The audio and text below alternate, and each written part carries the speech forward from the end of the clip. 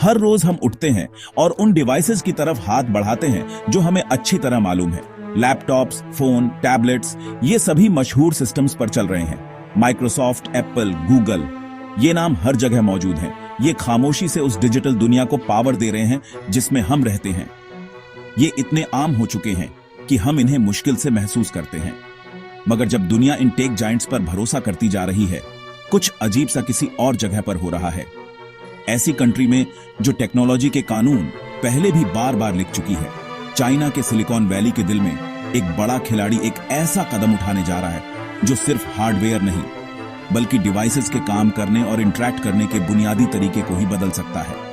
ये किसी flashy product का लॉन्च नहीं है या किसी नए फ्लैगशिप फोन का इजहार नहीं। ये कुछ ज्यादा गहरा है, ज्यादा संजीदा।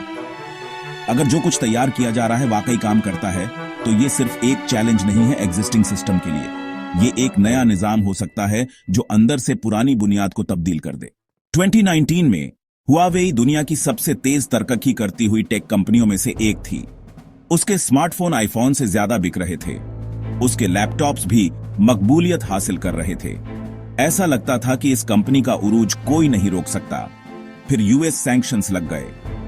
लगभग एक रात में हुआवेई ने गूगल सर्विसेज, एंड्रॉइड अपडेट्स और उन चिप्स का एक्सेस खो दिया जिन पर उसके डिवाइसेस का असर था। यह सिर्फ ट्रेड प्रेशर नहीं था, यह एक डिजिटल ब्लॉकेट था।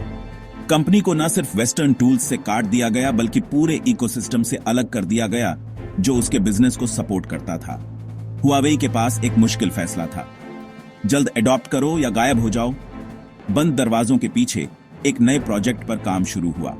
यह सिर्फ एक ऐप या डिवाइस के रिप्लेसमेंट का मसला नहीं था, ये एक नई बुनियाद बनाने का काम था। हार्मनी ओएस किसी जश्न के साथ लॉन्च नहीं हुआ था। ये एक बैकअप प्लान था, एक सर्वाइवल स्ट्रैटेजी। अगर सूरत ए हाल और खराब हो गई तो, और सूरत ए हाल वाकई और खराब हो गई। मगर चंद सालों में यह बैकअप प्लान हुआवेई के पूरे इकोसिस्टम का सेंट्रल पिलर बन गया। हुआवेई के मुताबिक हार्मनी ओएस अब 800 मिलियन से ज्यादा डिवाइसेस को चला रहा है। स्मार्टफोन और टैबलेट्स से लेकर टीवीज, कार्स, स्मार्ट वॉचेस और अब तो पूरे पीसीज तक। जो कुछ एक इमरजेंसी के लिए तैयार किया गया था वह अब डिजिटल इंडिपेंडेंस का एक एम्बिशियस प्लेटफॉर्म बन चुका है। हुआवेई अब वेस्ट को उनके खुद के गेम में हराने की कोशिश नहीं कर रहा, अब वह अपना निजाम बना रहा है। फॉरेन कोड को अब एक थ्रेट समझा जा रहा है जिसे नजरअंदाज नहीं किया जा सकता। हार्मनी ओएस अब एक टेम्पररी फिक्स नहीं रहा, ये एक मुकम्मल अल्टरनेटिव है जो स्क्रैच से स्टेप बाय स्टेप तैयार किया गया है।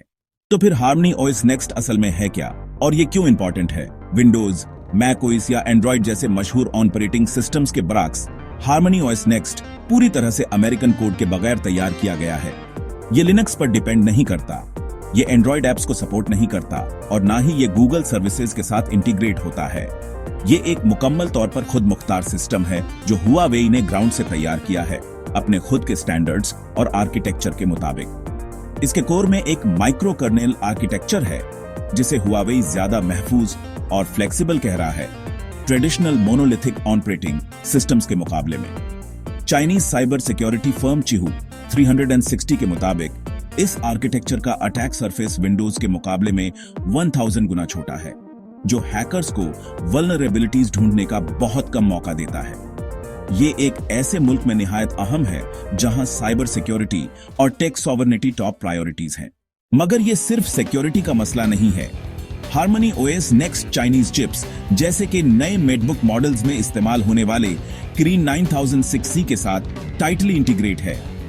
एआई के फील्ड में ये असेंड 91D चिप के लिए ऑप्टिमाइज किया गया है। ये चिप चाइना भर के 1300 डेटा सेंटर्स में यूज हो रही है और अमेरिकन एनवीडिया A100 का एक लोकल अल्टरनेटिव समझा जा रहा है। हार्डवेयर और सॉफ्टवेयर की ये गहरी इंटीग्रेशन हुआवेई को प्रोसेसर से लेकर एप्लीकेशन तक पूरे स्टैक पर कंप्लीट कंट्रोल देती है। ये बेहतर डिवाइस ऑप्टिमाइजेशन की सहूलत फराहम करती है, इंटेल, AMD और क्वालकॉम पर इन्हिसार खत्म करती है और ऑपरेटिंग सिस्टम को चाइना की आर्टिफिशियल इंटेलिजेंस की बढ़ती हुई ताकतवर जरूरतों के मुताबिक ढालती है, खासकर जबकि वेस्टर्न चिप्स पर पाबंदियां बरकरार हैं।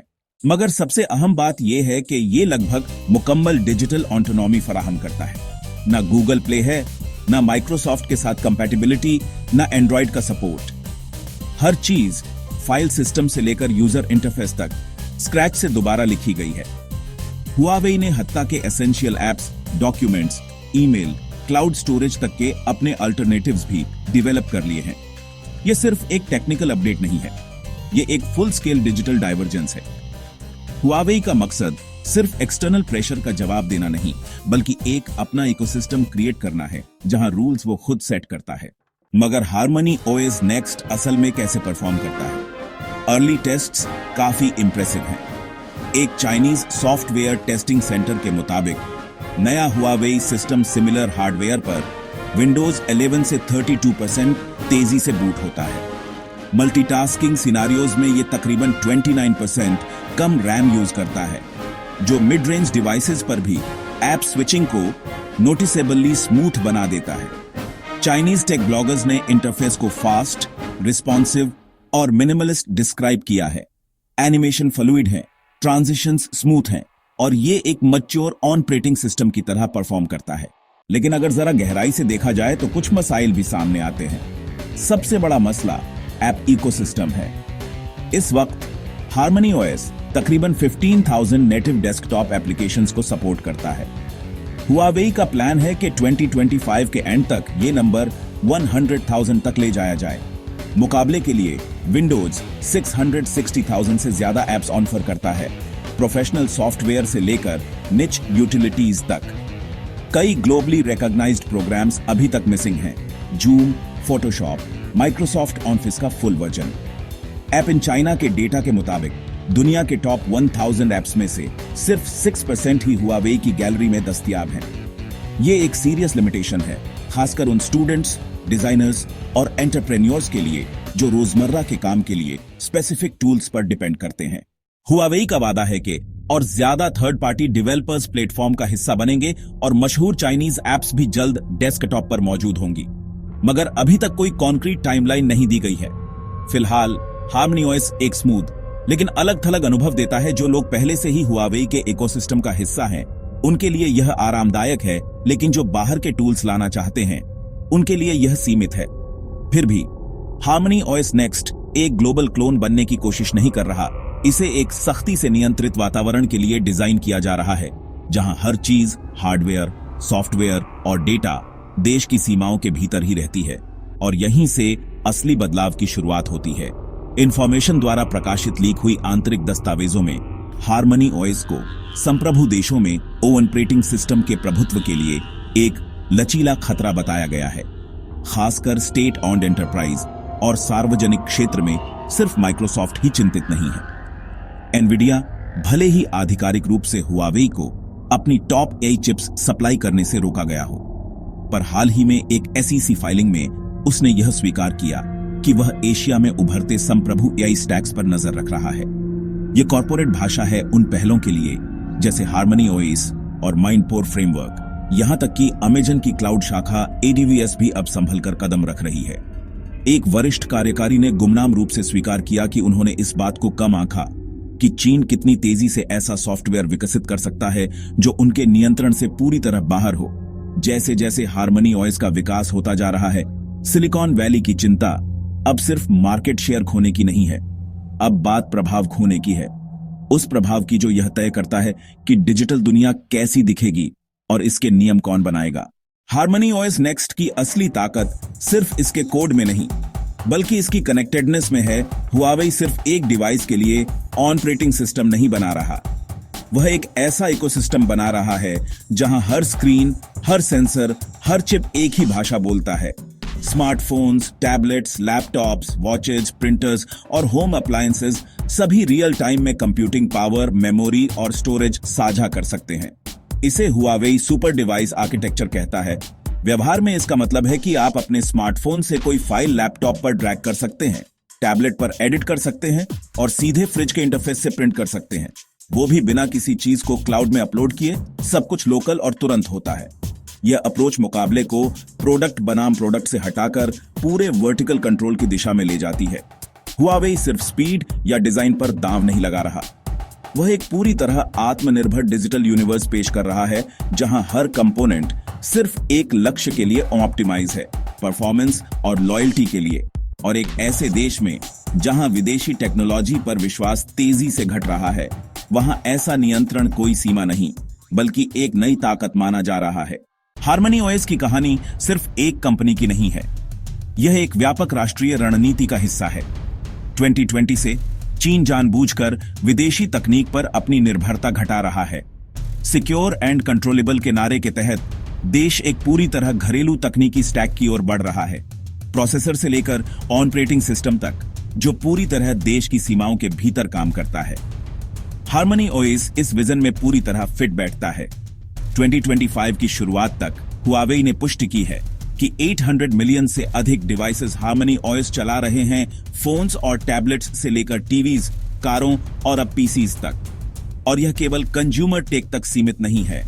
ग्वांगडोंग, हुबेई और झिंजियांग जैसे प्रांतों में सरकारी संस्थान पहले ही इस सिस्टम को अपनाना शुरू कर चुके हैं। चीन के इंडस्ट्री और इंफॉर्मेशन टेक्नोलॉजी मंत्रालय ने यह घोषणा की है कि 2027 तक सभी सरकारी सेवाएं पूरी तरह से घरेलू ऑपरेटिंग सिस्टम्स पर माइग्रेट की जाएंगी।